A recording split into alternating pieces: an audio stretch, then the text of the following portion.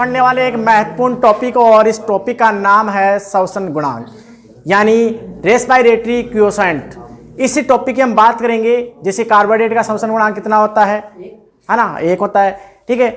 कार्बनिक अम्लों का क्या होता है, इसके अलावा प्रोटीन का कितना होता है, वसा का कितना होता है, मांसल पौधे होते हैं उनका क्या होता है, और अवायवीय जो जीव होते हैं उनका क्या होता है। एग्जाम चाहे नीट हो, जेट हो, आईसीआर सभी के लिए महत्वपूर्ण होता है। तो बने रहे हमारे साथ। तो देखिए क्या है, हेडिंग लिखो आप, लिख लो इससे, ठीक है। हेडिंग है श्वसन गुणांक, इसे बोलते हैं रेस्पिरेटरी क्वोशेंट, ठीक है। हिंदी में इसे बोलते हैं आरक्यू, हिंदी का मतलब शॉर्ट में आरक्यू, ठीक है। हिंदी का परिभाषा क्या होगी, तो एक फॉर्मूले के द्वारा इसकी परिभाषा आप बना सकते हो। सिंपल सा तरीका है, आरक्यू इक्वल, हम देखो O2 छोड़ते हैं, मुक्त करते हैं, ऑक्सीजन लेते हैं, तो श्वसन प्रक्रिया में CO2 रिलीज करते हैं यानी मुक्त करते हैं, O2 क्या करते हैं, है ना, क्या करते हैं, ठीक है। तो श्वसन प्रक्रिया में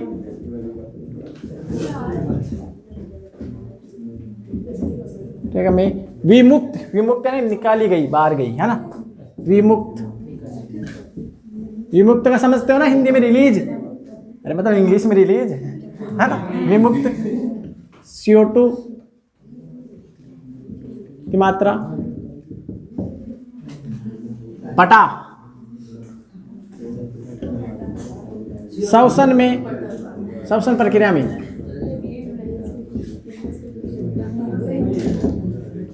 प्रयुक्त यानी यूज होने वाली, यूज, है ना, प्रयुक्त O2 की मात्रा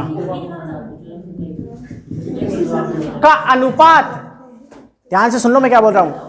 श्वसन प्रक्रिया में विमुक्त यानी रिलीज की गई, बाहर गई CO2 की मात्रा ऊपर, ठीक है, और नीचे प्रयुक्त O2 की मात्रा का अनुपात श्वसन गुणांक कहलाता है। परिभाषा अलग से लिखाने की जरूरत नहीं, यही इसकी परिभाषा है, ठीक है। अलग से तो लिखाऊं नहीं, ये इसका फॉर्मूला, इसका परिभाषा है। अब किस किस में क्या होती है ये एग्जाम्पल है, तो मैं लिखा रहा हूँ। जैसे एक एग्जाम्पल से बता रहा हूँ हमको। सबसे पहले बात कर लेते हैं कार्बोहाइड्रेट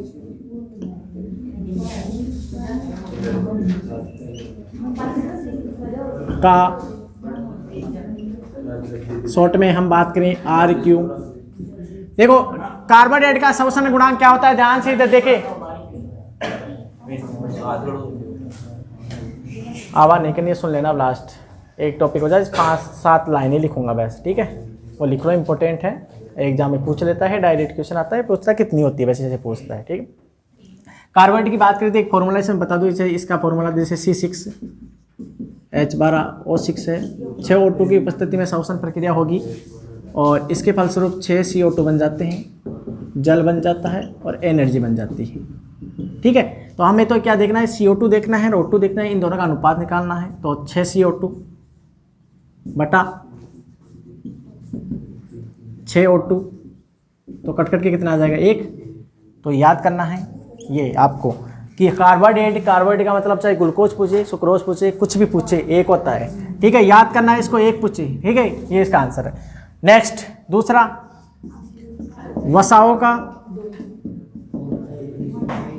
श्वसन, डायरेक्ट लिखो RQ, तो 1 से कम होता है। वसाओं का RQ 1 से कम होता है, 1 से कम होता है, ये साथ ही होता है इसका, ठीक है। 1 से कम, परंतु वसा से अधिक, वसा से अधिक होता है, तो इसका होता है 0.9, ठीक है, 0.9 इसका होता है, 0.9 सही है, ठीक है। इसके अलावा तीसरा पॉइंट, 1 से तो कम है ना, 0.9 गया ना, मतलब लिख दिया ना, परंतु, ठीक है। देखो इसके अलावा कार्बनिक अम्ल जो होते हैं उनका 1 से अधिक होता है, तो कार्बनिक कार्बनिक अम्लों का एक से अधिक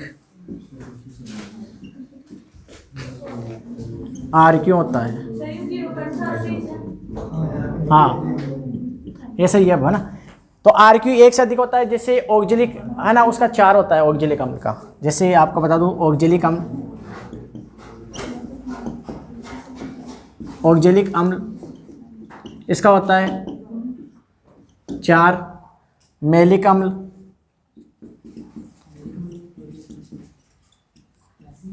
अम्ल इसका होता है 1.33। ये सारे समीकरण ऐसे भाग लगाने से आते हैं, ठीक है। तो आप तो डायरेक्ट याद रखना इनका, है ना। इसके अलावा इंपॉर्टेंट तो बच गए, वो भी देख लो एक बार और बता दें। अभी 2-3 और बच्चे हैं, वो इधर लिख रहा हूँ मैं, ठीक है। मालूम नहीं यार, 144 का है ना। तो कार्बनिक अम्लों का एक से अधिक, है ना। इसके अलावा जो ये सूक्ष्म जीव होते हैं जो अवायवीय श्वसन करते हैं, ठीक है। तो ऑक्सीजन की तो काम आती नहीं, तो आप जानते हो ऑक्सीजन 0 आएगा यहाँ पर, तो फिर भाग लगाएंगे तो क्या आएगा? अनंत। तो सूक्ष्म जीवों का अनोक्सी या अवायवीय का क्या होगा? अनंत होगा। तो ये भी आप पॉइंट लिख सकते हैं।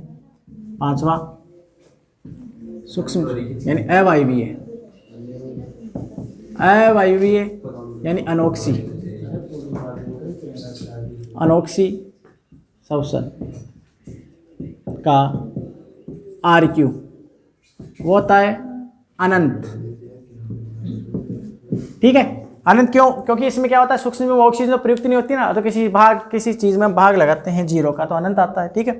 तो ये अनंत आ जाता है। ये किन में होता है? सूक्ष्म जीव, है ना, जीवाणु में, इनमें कवकोमेन में, कवक जीवाणु, ठीक है, जो अनोक्सी श्वसन करते हैं।